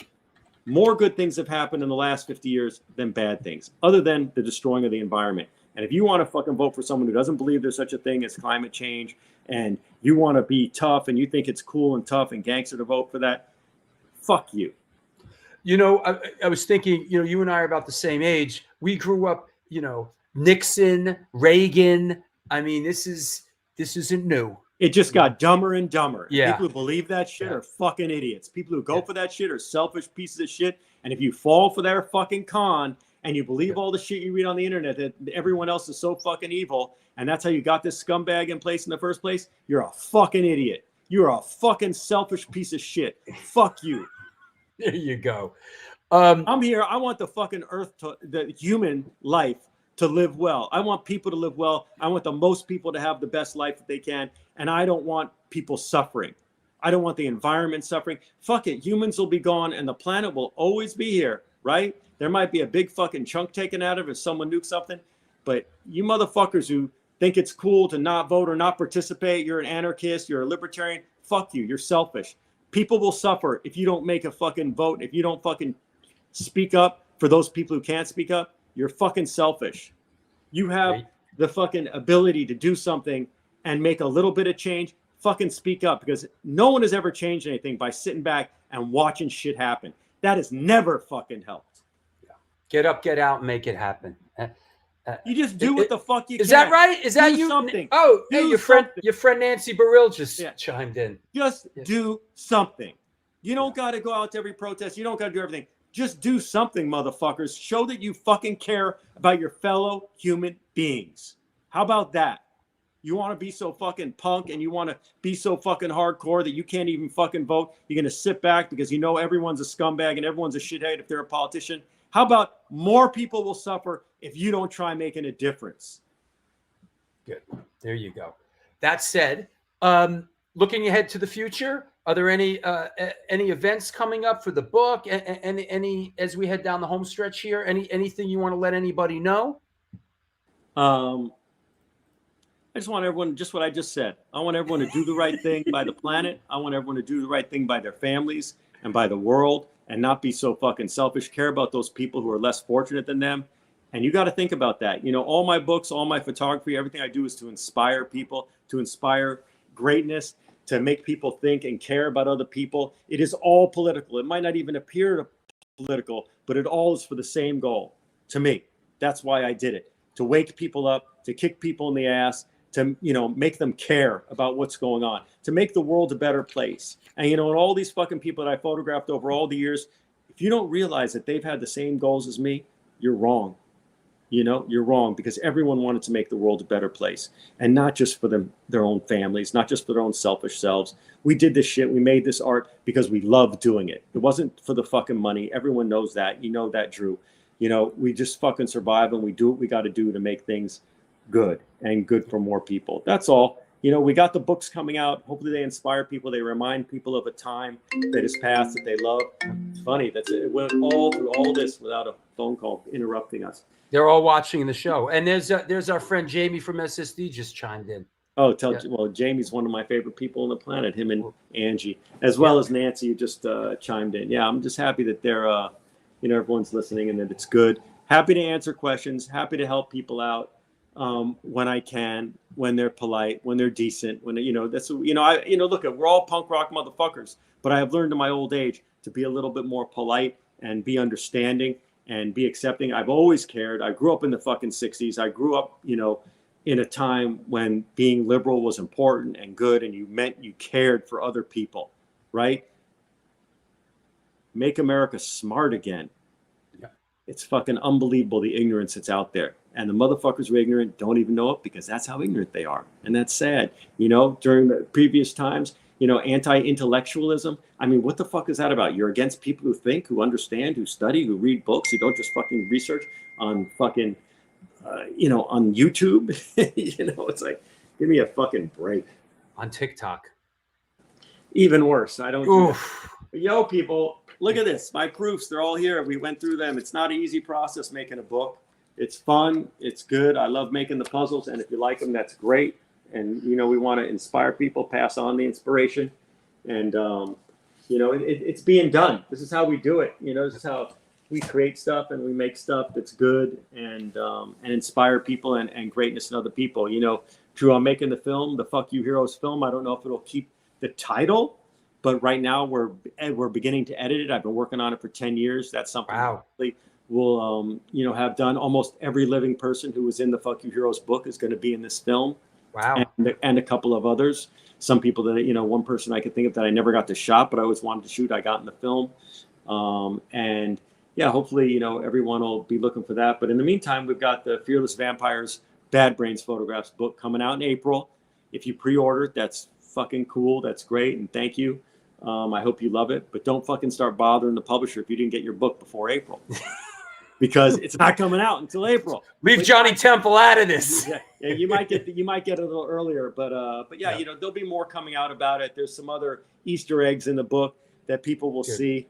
I'll say right now that I didn't notice until I was looking at the proofs, but there is one page in the book where literally I never saw it until a month ago. And these pictures are 40 years old. And I don't want you to show it on screen. I was just looking for it. Drew, I don't want you to show it on screen, Drew, because we'll let people find it for themselves. And I never saw this photo. I saw this photo, but I never saw these two guys in the background of the photo, these two young guys in the background of a photo. And you know, we already know that Jimmy Gestapo and Corey Rusker in some photos, and some other people are photos, or in right. some of the backgrounds of photos.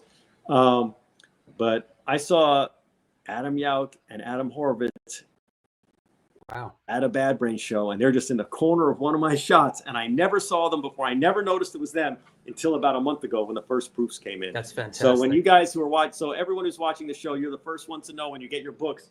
You'll flip through the pages and you'll find that little spot in the corner where you see Yauch and Horvitz. That's great. At the Bad Brain show in 1982. That's great. Well, Glenn, thank you so much for coming on the show. I love chopping it up with you. My fellow Manhattan, my Manhattan neighbor. Let's keep in touch. Yeah. And you know, we'll talk soon.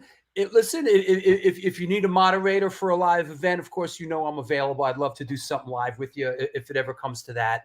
I'd love to do it. And good luck with the book. I'm sure it's going to do great. You know, Johnny Temple is a great guy, and it's found a great home. Akashic Books, for people who don't know, Johnny Temple is one of the main people there. You know, there's Joanna and there's Aaron and other people there, but that's the main crew there that, you know, make Akashic happen. And it's a great publishing company. They do great stuff. And, you know, they've re-released my Fugazi book, and the Dogtown book was the start of our relationship.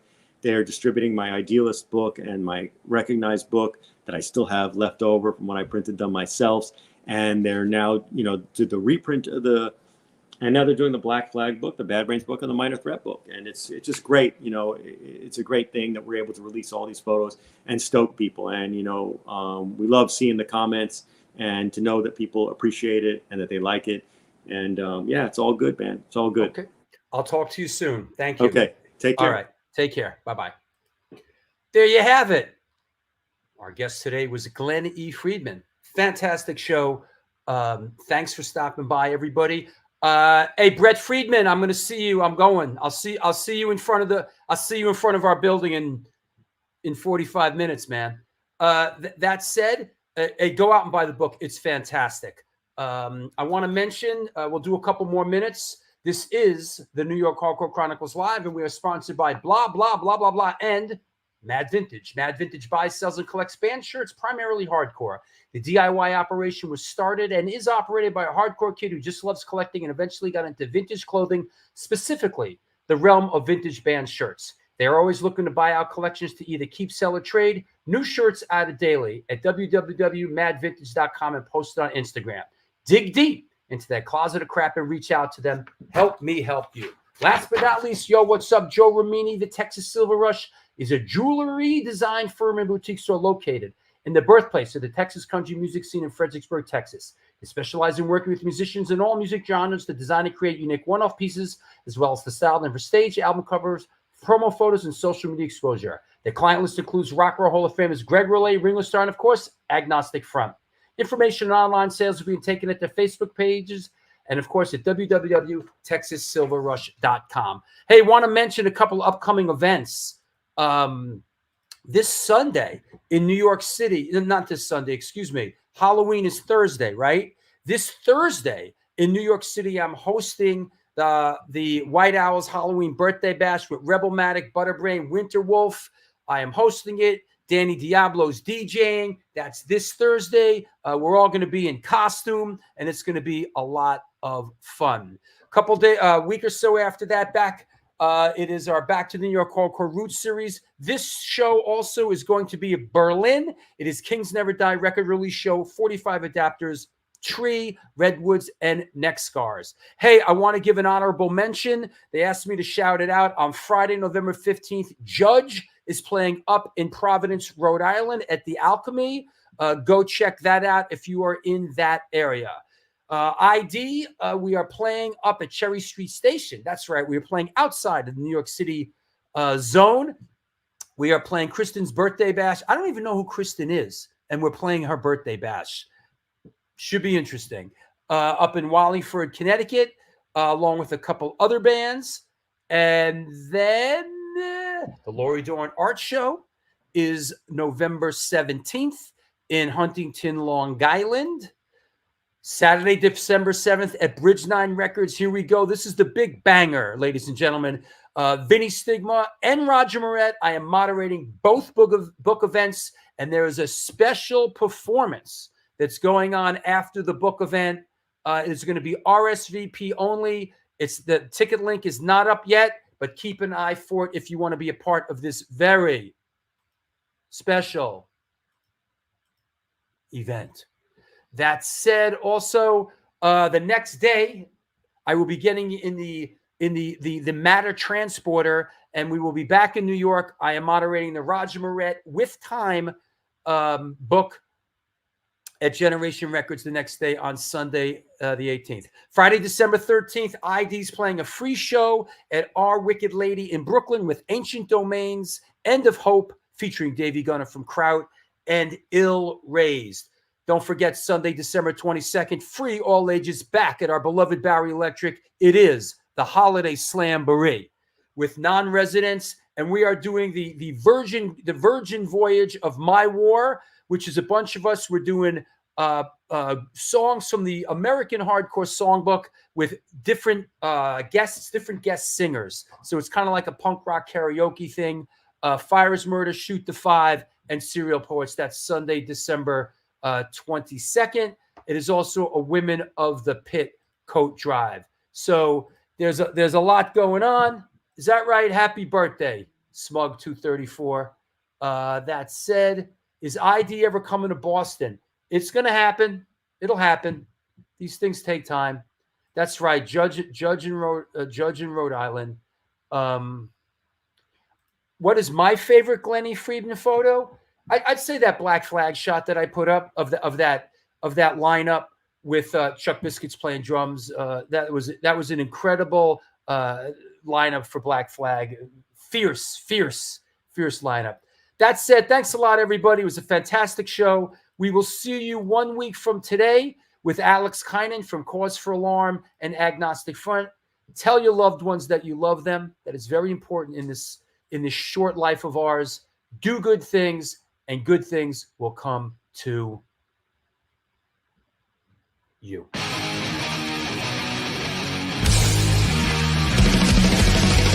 Conditioned by indoctrination, conditioned by society. You're a victim of the digital age, a 21st century casualty. Open your eyes, you